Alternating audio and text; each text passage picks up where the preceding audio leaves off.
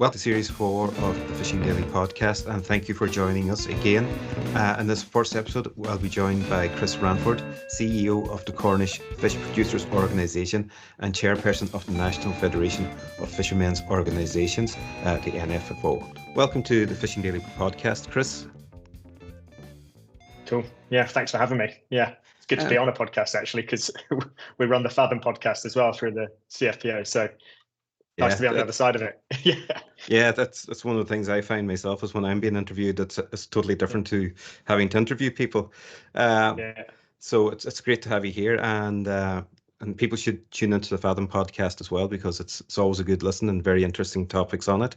And I suppose for us, we're going to talk about a few different issues today. We're going to talk about the pollack situation, and we're going to talk about the spatial squeeze. But then we're also going to talk about the positive work that the Cornish Fish Producers Organisation is doing as well.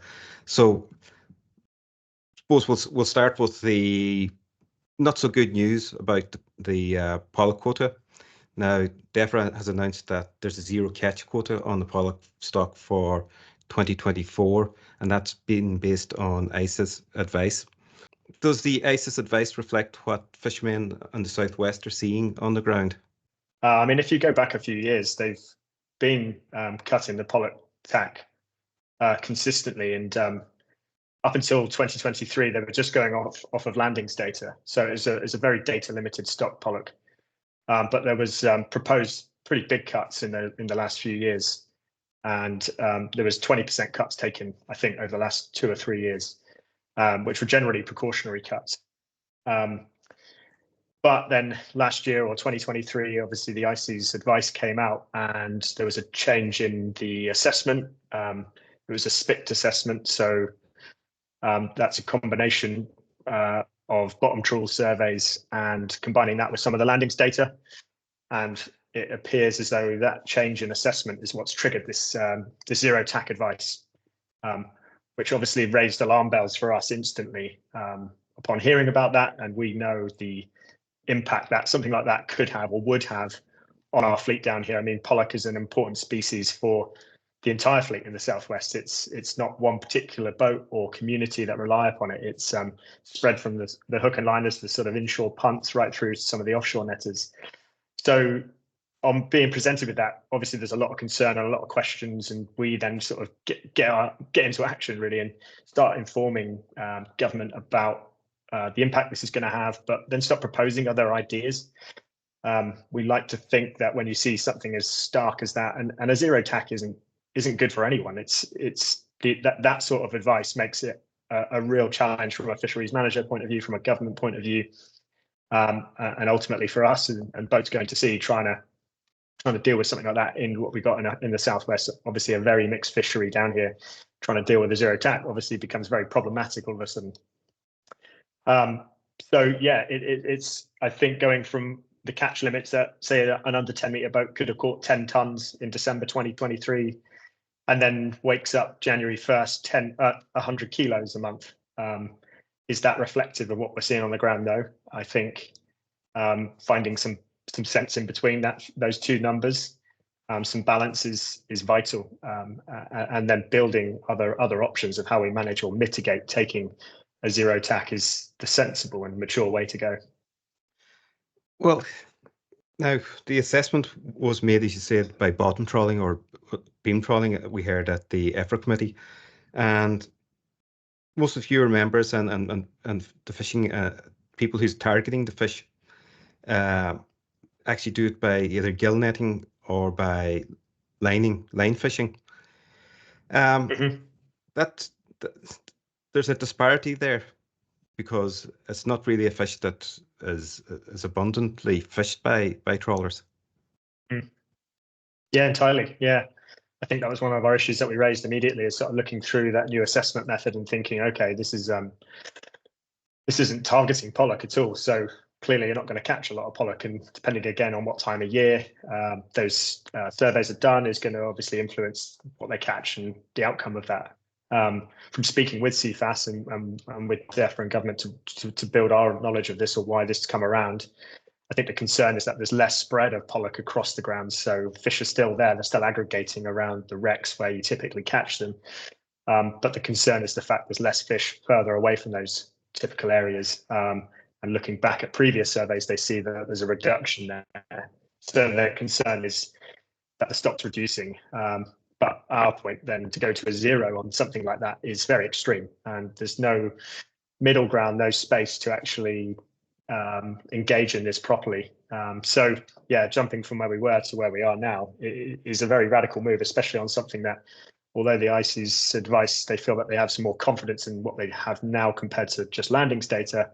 It's a massive shift in perception of the health of the stock, and something that's borderline unmanageable. So yeah, it's a tricky place. Yeah, and like the impact it's having on the fishermen is drastic, because a lot of the smaller inshore boats was depending on it, and now like the advice was announced in June 2023, and in between times between June and December, what was the interaction between DEFRA and yourselves? Yeah, so we obviously get a presentation on the science, what's changed, why has it changed. It's all fairly brief. It's more for us to really understand and figure out ourselves. But that comes out as soon as the science is published, or thereabouts, within a few weeks.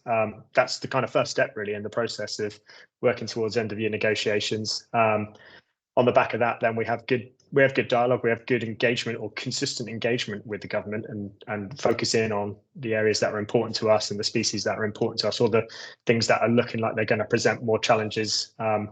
We're not asking for everything under the sun, I think, when we look at this, and we accept that obviously there's lots of natural fluctuations and things go up and down. But when you see something that's saying an 80+% cut and a zero tack and other issues, then obviously you have to weigh in on those ones and start getting your ducks in a row with the government, so they understand what the consequences are, but also what other options have we got here. Let's start talking about some other solutions that they might be able to bring to the table when they go through that negotiation process with the EU. So things like us sharing all the economic data that comes in behind how much we rely on pollock as a fishery, what the under 10s catch, what our members catch, just trying to give a sort of general perception of it, why it's important.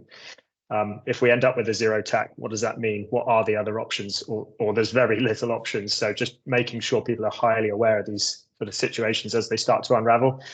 But then we start to feed in other management measures as well. Could we look at, I don't know, maybe there's some sort of seasonal closure as a way of taking less of a cut?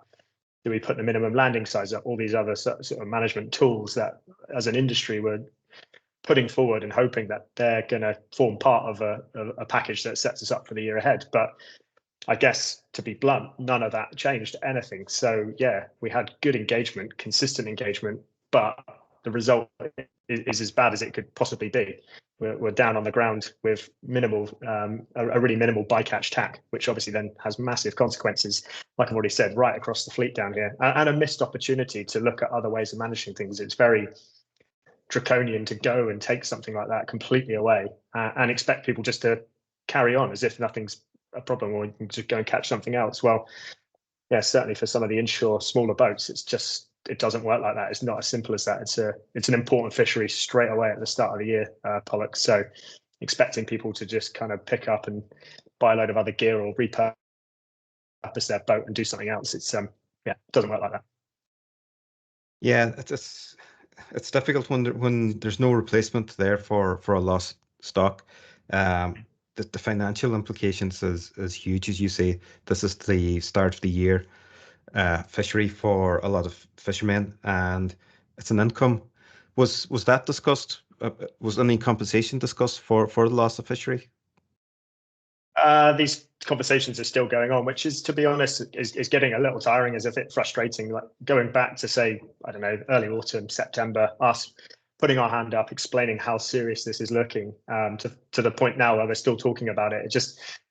It's not good enough. We need to get on with this sort of stuff and just actually come up with either a clear pathway of how to support these people going forward, or actually how to deal with the situation we got, rather than just sharing ideas still. It gets to a point where you've got to do something. So compensation has been discussed, but I know there's a nervousness around that from a government point of view, if they'd be put in this similar position again in the future. I would like to think this is a really unique situation where we've gone from something that's been perceived as quite healthy to a zero tax. I think that's not hopefully going to happen again. And I think it's the manager's job really to make sure it doesn't happen again and actually understand how do we phase in things like this and actually have a more balanced approach. So I think there is a definite case for some sort of compensation. The risk obviously going from where we were to where we are is then that, and without supporting people, we just have effort going on to other fisheries. So that's some sort of unintended consequence there where people are being forced to diversify. Some of our bigger netters, or say sort of medium-sized netters in between say 10 and 12 meters, they're off targeting hake, but they're working smaller boats, now having to fish further offshore for more days away. Middle of winter, not really ideal. Obviously, a lot of safety issues that come up on the back of that. And then as you get through this season, if people survive, obviously there's a really tough period to go through here. Then the immediate thought is, okay, well, what other species can I catch? And investment into pots, increased number of pots onto shellfish. At the same time, you've got government publishing fisheries management plans, looking at how do they manage effort on shellfish and talking about pot limits. And the two things or multiple things aren't really being thought about here. You're kind of shutting something down overnight and expecting people to just survive, but actually the survival comes with consequences, either safety issues or effort onto other fisheries that need management. Yeah, and another thing the government is, they're talking about fisheries management plans and all these different aspects of marine protected areas, but really and truly, there's a spatial squeeze going on in your part of the country as well, and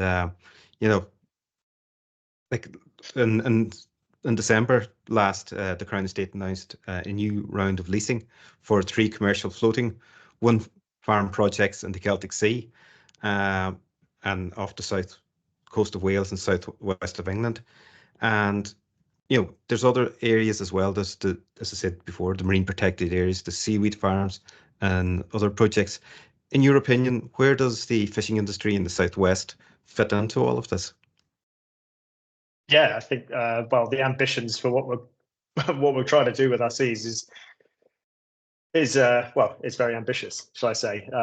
The sort of competing industries moving into the marine space, be it renewables, all the cabling that comes off the back of that, it's huge. And then with that, you've got other government policies, which are then sort of rapidly developing these marine protected areas, highly protected marine areas. There's huge changes taking place now and going to be for the next 5, 10, 15, 20 years. But a lot of the decision making is being made now. That's the really important thing, I think. Certainly, if you look at the renewable side of things, the Crown Estate's vision for the Celtic Sea is certainly got its spotlight there for being the next frontier for floating offshore wind. The depth means they're really going to put floating turbines in. But that certainly seems to be the place to do it from their view. So there's a huge concern about how the industry is going to shape up around this in the future and making sure that we're not completely ignored or sort of planned out of the space that we actually massively rely on. And it's an extremely productive fishing ground. It's a vital part of our food security as a nation and what we export. So it is vital, really, that the fishing industry is considered in all the marine planning process. The NFFO have been doing some great work. They commissioned with the Scottish Fishermen's Federation a piece of a report on spatial squeeze not so long ago, last year or the year before. And that certainly landed well and got fishing further up the ladder in terms of its position within the development of the marine space. Fishing's actually not classed as a statutory consultee, which is a huge concern. So we're actually not formally part of any marine planning process. We're a soft constraint, say. So it's our job really to bang the drum and make sure people understand the importance of fishing, not just from a food point of view, but from a coastal community point of view, the jobs it offers, not just at sea, but then right across the seafood supply chain. So yeah, there's almost it feels like a bit of an exercise where we're having to represent the fishing industry, resell it as a new industry. If you think about the way the offshore renewable sectors presenting itself, keeping X million lights on or this power on at home across the winter time and things like that. They're sort of making it very easy to understand from a national point of view the importance of that, energy security, marine protected areas. They're selling themselves very well. There's the sort of whole 30 by 30 movement.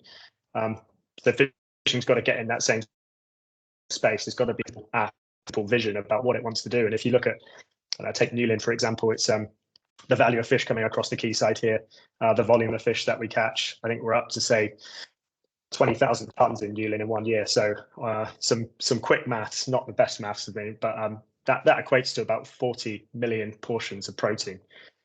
So we start to play around with those types of numbers, and all of a sudden you can kind of represent fishing in a new way and actually really get that important part of it across from a food security point of view. If we're talking about nature recovery, energy security, fishing's got to fall in with the food security conversation and really make sure it's positioning itself as that important industry. Recently, the Cornish Fish Producers Organisation had a video, a short video, promoting the importance of the fishing industry in that area, and 50 different species. Is that right? That's landed. Yeah, exactly that. Yeah, throughout the year we've got about 40 or 50 different species landed in Newlyn across the market there. So we have this really diverse fishery in the southwest, a really abundant place. And I mean, on the back of that, you have that highly mixed fishery, that diverse fishery. Then you have the diverse fleet that reflects it. So we've got that real spread of fishing methods, size of vessels, that sort of mixture of under 10, over 10, every method of fishing pretty much that you can imagine, to take advantage of that resource that we have and bring in this incredible source of food. But yeah, I think, well, I don't know, that the video that we presented was a bit of like icing on the cake, really, for a long piece of research that we commissioned to really go back to the point I said about having to really share the industry's vision for what we want to do in the future. We commissioned a piece of research to build the evidence base, the sort of socioeconomic importance of the industry, and we titled that the true value of seafood to Cornwall. The industry and Cornwall, the CFPO, they're always looking forward to the future. And another thing that another plan that they had was the Cornish fishing strategy, which was published in 2021. Can you tell us a little bit about that? Yeah, sure. So I think we know, I think we've already covered some challenges, whether it's fisheries management, end of year negotiations, obviously still sharing waters with the European Union, all the issues that go with that, and spatial squeeze, understanding that this is something very serious that's certainly going to play its part in the southwest, making sure the industry is organised. So going back 2 or 3 years, the CFPO commissioned, in partnership with the Cornwall and Isles of Scilly Local Enterprise Partnership and Cornwall Council, commissioned a new fishing strategy for Cornwall and the Isles of Scilly. I think the last time we'd done that was in the early 2000s, and lots of good work happened on the back of that. That led to a lot of good impact, a lot of good projects, and really developed certain parts of the sector. But it felt like, I don't know, 2020, COVID, Brexit, huge changes really in the world, how we do things. Let's take a fresh look at the industry. Let's take a fresh look at where we're going, what's going to happen in the next couple of years, what's going to happen in the next 5, 10, 15 years. So getting ourselves organised was a really important move. That was done by some really good engagement with the catching sector, processors, harbours, fisheries managers. And then it led to a really interesting sort of one-day workshop where we brought together all the key people across the county, but equally brought in senior staff from within DEFRA, the MMO, just making sure they really understand what we're talking about, where we're going, how does this plug into the Fisheries Act, to the Joint Fisheries Statement, Fisheries Management Plans. So just, we want to make sure it's actually going to count, it's going to go somewhere, and it actually starts to dovetail with some of the national policies. So that was a really useful exercise. And out the back of that, to cut a long story short, we developed 4 strategic pillars. So we've got science and sustainability, ports and harbours, making sure we're keeping things modern, good places to work, making sure we have the right facilities there for the industry to operate from, markets, so enhancing routes to markets, and careers. So really looking at how we support people in the industry. not just at sea, but right across the supply chain. So just recognizing there's always been a challenge about recruiting people, but equally highlighting the importance of retention. So I think there's one thing to recruit, another thing to really look after the people that we got in the industry. So that was a really useful exercise, and it sort of set us up with, I guess, a series of sort of short projects, like pilot projects, to start to drill into some of these pillars and start to shape up. What does it look like? How do we take this forward, and how do we develop these ideas? So we attracted some small pots of funding and started to turn these things into reality, which was really good. And just start to present what can the industry do to look after itself, take itself forward. And I guess just to give you a bit of color on some of those things, looking at people, careers, recruitment, retention, we were successful with a bid to the Merchant Navy Welfare Board. They gave us some funding, and we identified some of our upcoming fishermen, some of our relatively new entrant. I say relatively new, could be sort of 5, 10 years in the industry, where they were really wanting to progress and push on and get higher level tickets, class 2 tickets, but to take 3 months off from going to sea to go back to the classroom is a huge ask. And how do we support those people in doing that? So working with the funder to actually address those issues and make sure that they can comfortably take the time off, go and study, obtain these high level qualifications and come back without having too many hiccups, too many stresses, too many financial worries, was a massive success. And out the back of that, we've gone from taking these people that were certainly competent to do it, but now they've got the ticket to prove it. So that's a huge change, but that's a relatively sort of short time frame project. How do we put that in place for the next 5 years, 10 years? How do we make this sort of career pathway for people to come in as a deckhand and then actually find their way up to the wheelhouse is a really important thing. So pulling little pots of money together like that was the start, but now we're looking at how do we actually bring in proper investment, long-term investment, and actually start to really push the industry in that direction. Yeah, you mentioned there the value of seafood report. There's some fantastic figures there that the Cornwall seafood sector contributes 174 million to the country's gross value annually. Is it GVA? I'm just reading it here. Yeah. And for every fisherman at sea, there are 15 more jobs in Cornwall because of that. And that's, you know, that really shows you how Cornwall has looked after its industry and how it's developed. So looking forward, you have brought on a training. You're talking about their training programs for young people, and you've got the Young Fishermen's Network. Can you tell us about them as well? Yeah, sure. Yeah, what I might do is just hop back to the points you made on this true value of seafood to Cornwall report. It is kind of what's underpinning all of these strategic pillars. So I mentioned where we sort of started to pilot some of these projects as a result of the publication of our new strategy. From the CFPO's point of view, they felt that was really important that we actually had a really good evidence base, a piece of research done that would then underpin our requests for future investment into the industry. So we actually commissioned Hazel Curtis, who's the ex-chief economist from Seafish, and a chap called Jim Plunkett-Cole, who's an economist and has really strong links with Cornwall Council. So we paired those two people together and had an advisory group set up with Seafish, DEFRA and Cornwall Council on, and actually commissioned a piece of socioeconomic research to understand the true value of seafood to Cornwall. So we know all of our sort of annual landings data, the value of fish landed on the quay, first sale value, number of people working in the catching sector, number of processors, all those sorts of things that you can find quite easily, but we don't know those sort of multipliers of the value and actually getting right out to the hospitality sector, to the tourism sector, and understanding the synergies that we got there. We know, I think, in Cornwall that we've got these quite unique links that a lot of people come to the county to look at working fishing ports, to eat local seafood, to spend time around coastal communities, but we never had a way of quantifying that. So we were really fortunate to have Hazel and Jim carry out that piece of work. I think their skills combined was great, working with us, with our members, with the industry here, and actually trying to find a way to pull that together to give a number out the other end. So I think the stats that you've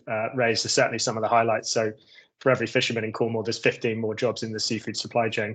It is a huge finding, and something that really shows how unique the sector is to the county. So there's a real link between fishing, tourism, and hospitality. There's sort of what we call like a holy trinity almost. And I think that uniqueness is something that we have a responsibility, really. If you take fishing away, or you do something to it, or you pull people away from at sea because of other industries competing in and around us, we have a massive knock-on consequence to the wider economy of the county. So having an opportunity to present that, we had a launch day, which was about 10 days ago, and we pitched that or presented it to MPs, Cornwall councillors, people from within DEFRA, the MMO, just so there's a real understanding of the importance of what we've actually just commissioned and what we found out. And I think that's the sort of underpinning evidence that we now take forward for decision making, almost reflecting back on the whole pollack issue.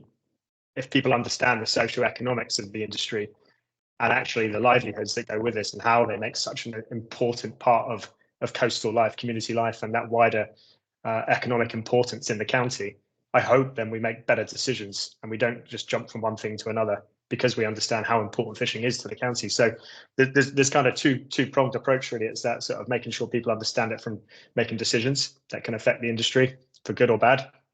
And then the second part is more about, right, we've got this. We now can confidently invest in these projects and take people forward, and making sure we're developing ports in the right way, markets, making sure we got the right flow of people coming into the industry and supporting those people progress see fishing as a career as well. So it's a really exciting time for us. I think we're kind of really happy with what we got with this research, and now it's a case of turning it into action. So yeah, I kind of weaving back to the Young Fishermen's Network, went on a bit of a detour there, but it's a really important piece of work that we're really behind. Back in 2019, the CFPO really wanted to focus on supporting young people and finding ways to actually attract people into the industry. That's not been done before. I personally, I used to share an office with the training centre here in Newland, the Seafish training provider we got here. And they used to do, say, 2 or 3 new entrant fishing courses a year. So about 10 people on each of those courses. So you're looking at 10, 20, maybe 30 people coming through the door and doing a 3-week course. I could quickly see that sort of number at the other end, or the people that actually stayed in the industry, was so small that we had to find a different way to do this. And we pulled together lots of upcoming young fishermen and set up a youth board. And that had some really good traction straight away. So they actually started sharing ideas about their experiences, how they got into the industry, if they're a generational fisherman, if they've come outside of the industry, and how did they find out about fishing?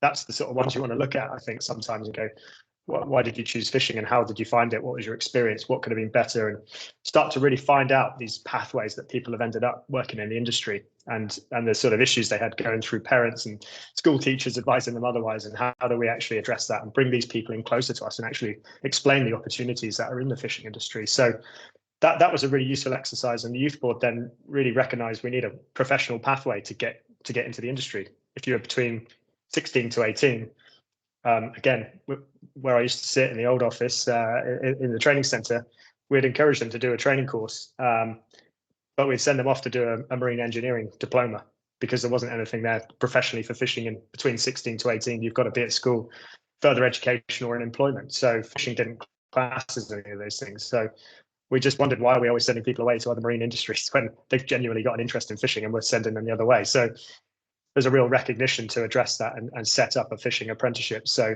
it was the CFPO Youth Board mixed in with some of the more experienced CFPO members that really got their heads together and worked with what's called the Institute for Apprenticeships and Technical Education, and developed a new fishing apprenticeship standard. So they can really lay claim to that and making the effort to find new ways to actually attract people in. And I think with something professional like an apprenticeship, it comes with lots of challenges. It's different for employing people, and I know that's going to be some time to iron that out and get used to that. But actually having a pathway for school leavers to come straight into the sector, I think, is huge, and it will take time to get it right. But that's certainly something that's really promising going on down here in the southwest. But on top of that, I think then the same people recognise, how do we support the ones that are in, and actually make them better connected, make sure everyone understands each other's issues, sharing ideas, gaining experience in other types of fisheries, and everyone put their hand up to just having a better social interaction with one another as well. Cornwall's a very spread out place. is the end of the country in the southwest, but actually we've got a lot of small harbours, a lot of small communities, and people quite happily sort of spend time living close to home and getting on with their day, and probably in a bit of a bubble, which can be nice and quite cozy, but at the same time, there's a lot of learning that could be done between us all. So it's slowly evolved from a youth board into a young fishermen's network, which we've just kind of really started to bring some life to now, and recently taken someone on to be a coordinator for that. And that really, to me, is an exciting development of what's going on down here, and actually finding ways to support that next generation of fishermen. And it's where it starts to fill in with where we're helping people take on high-level tickets. So there's a real professional element to it as well, but there's this much more kind of fun social interaction going on as well. So where we're going out and doing events and actually making people interact with one another and get to know each other better, there's a lot of fun with that. So we've got a lot of challenges in the fishing industry. So I think if we can bring together and make sure there's some good enjoyment there at the end of the day, that's going to really support people staying in the industry and keeping those ones that are really promising. Yeah, I think a lot of fishing, and certainly when I was younger, was the fact that there was a great social aspect to it. You know, you're meeting people and you're chatting. After a day's fishing, the boats were all coming in at the same time. There was a bit of banter going on, and everybody had their say about who's the best, and and it kind of keeps people coming back to it when you create those friendships and create that interest in your work. But I suppose we do see a lot of good work coming from the CFPO, and it's great because it's a great example for other places that they can follow it as well. Yeah, for sure. I think you've got to be positive and you've got to be optimistic, and you can't just have problems in the industry. I think you've got to come up with genuine ideas and solutions and think differently. And fishermen are natural innovators and problem solvers anyway. So it doesn't really take long to start to figure out, okay, we've got an issue, we've got a problem, and to actually flip that and turn it into an opportunity. I'm always amazed really at how quickly that process happens. And some things are certainly very challenging. And I think negotiations we've had this year has definitely put us in a really, really challenging place. But at the same time, it's bringing people together to make sure we can find our way out of this collectively and find a way forward. And I think, I would always sort of really, really be proud of the CFPO and its membership. It's a really active PO. The board is incredibly active in suggesting good ideas and trying to really get their handle on a situation out there and find a good way forward and develop things. And when we've got good ideas that are coming to the board keen to back them and actually move with them and take some risk and actually get on with things. So it's a really exciting organisation to work with in a really interesting industry. So it's I think, we'll certainly carry on working in that space where we've got the strategy taking us forward, and this recent piece of evidence, which I really hope then starts to get the attention of decision makers, the people leading the industry from within government, to understand the importance of what we got here and actually really get behind us. I think we've watched pots of money since Brexit get washed away a little bit. Certainly the big pots, the big UK pots of funds, and I think we shouldn't have to be competing for some of that money in the way that we were asked to. I think where we've got a plan down here, we've got a strategy, we've got genuine ideas, people that are passionate, want to get on, make sense of all this, and work with the government to do it. I think we've got to really hope that we get that recognition and just start getting some backing and some support and take it forward, and that's where it gets interesting to me. That's where everywhere needs is they need government backing in order to get things done. I suppose another area we'll talk about, and I suppose our last question is, we're seeing global warming. We're seeing people talking a lot about it. We're seeing a change in the species that's coming in. There's new opportunities there. Again, if the government backs it, for the Southwest, for Cornwall, what would you see as the new opportunities for the fishermen there?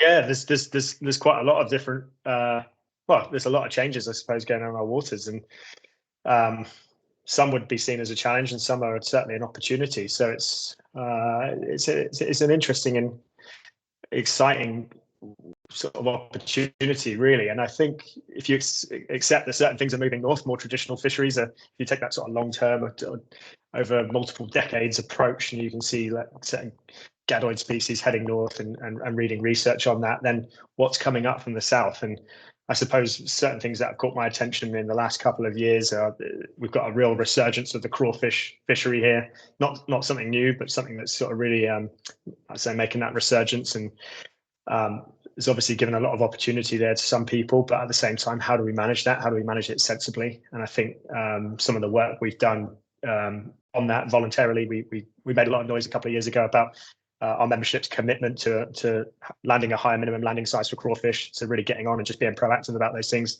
That's important, so we don't overdo it like we've done maybe say 30, 40 years ago, making sure we've got something here for the future. That's a really good piece of work. And again, then feeding that into the MMO. I think the minimum landing size and closed seasons coming into play this year. With minimum landing size is already in play, but it's good to see then when members sort of raise and notice fisheries improving or fisheries recovering, and then actually getting in and getting management in on top of it, and so that's a really good thing to do. So and then on to other issues as well, or other species. Quite a few of our potting smaller inshore potting boats noticed quite a surge in octopus landings actually. Probably about March last year, started getting a lot of reports from our potters, and there's a lot of concern really at first, saying picking out sort of Meccano pieces of lobster and about 6 or 7 octopus in the pot. What do I do? Or what's going on? And actually equally concerned as well as, okay, maybe there's also a fishery here. So we reached out to Brittany and started to talk to some of the scientists there, and actually start to pick up some information from them, reading through some of their landings reports, and quite fascinating seeing what's happened in the last, say, 5 years there. So you can only imagine these things are going to come up and start turning up on our shoreline within a reasonable time frame. So are we at the tip of the iceberg for something like that? Is there a huge amount to come further on? We don't know, but the best way to do that is to start actually working with some of the scientists and actually getting some management in on these fisheries before it becomes either an issue and it's starting to predate a lot on shellfish stocks here, which we're massively reliant upon certain times of the year. So there's a lot of unknowns with these changes, but at the same time quite interesting and certainly an opportunity. We actually took one of our inshore boats, one of our merchants, the IFCA scientific officer and an MMO manager for the non-quota species management plan, to Asturias in northern Spain to look at the MSC fishery they have there for octopus, just to try and build our knowledge on how they manage it, what we can learn from a scientific point of view.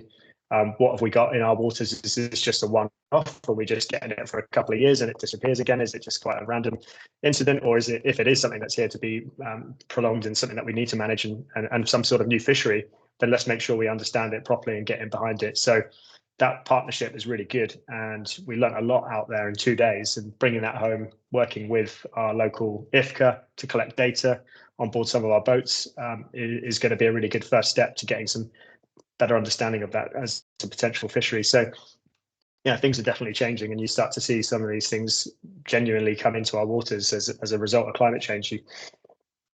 There's a responsibility, I suppose, as the industry to get a handle on it and understand it, and then appropriately manage it, and then see where we go with that. Well, maybe a whole new tourist attraction for Cornwall is to come down and eat locally caught squid and octopus and different things. It'll be interesting. Cool. Yeah, Cornish popo. Yeah. So yeah, it's continually changing. Global warming is going to bring changes, and we're going to have to get governments to admit that the traditional fisheries might not be as strong, and to give fishing boats the opportunity to diversify into other areas, and that'd be a great thing to see. Without doubt, yeah, I think so. I think obviously there's lots of work happening with government and the management plans and certain species there, but we've also got to be dynamic with all of these things. There's changes going on all the time. I think, we spoke a bit about spatial squeeze, and you've got to accept the fact that things are changing and changing faster than we could ever keep up.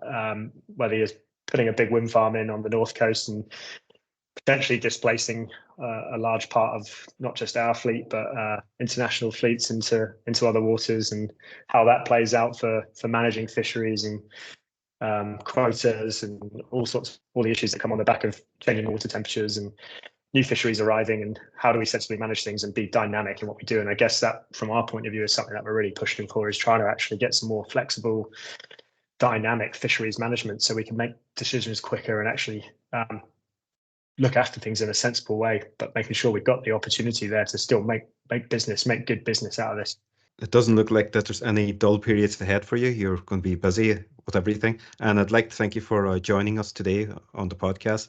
And hopefully we'll have you back sometime again. We'll find out more about new projects and new ideas that's happening at the CFPO. Yeah, I really like that. Yeah, I think we covered a lot there in a short space of time. So happily focus on one of those things and go into it in a bit more detail next time. But yeah, thanks very much for having me. It's good to come on to someone else's podcast. Yeah, we'll swap around next time with the Fathom one, maybe. Yeah.